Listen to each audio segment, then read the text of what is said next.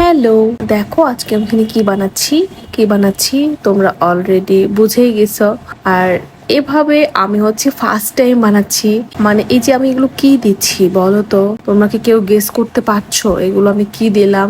এই যে এরকম কিউব কিউব করে কেটে কেটে এগুলো কি দিছি, এগুলো দিয়ে আমার হচ্ছে ফার্স্ট টাইম পিৎজা বানানো। আর ফার্স্ট টাইম টেস্ট করেছি, আলহামদুলিল্লাহ অনেক মজার ছিল, মানে মজার হয়েছিল আর কি। তারপর দেখো ওভারলোডেড করে আমি চিজ দিয়েছি, আর এই পরেই তো ক্যাপসিকাম, অলিভ, পেঁয়াজ, তারপর হচ্ছে রোজমেরি দিয়েছি একটু, আর সবশেষে একটু অরিগানো দিয়েছি।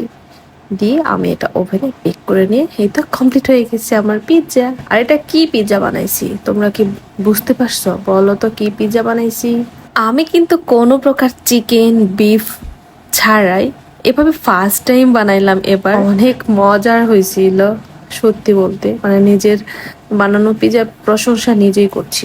আর চিজ কিন্তু একেবারে ওভারলোডেড ছিল, তোমরা হয়তো বা আমার এই যে স্লাইসগুলো দেখে বুঝতে পারছো বা পারতিস।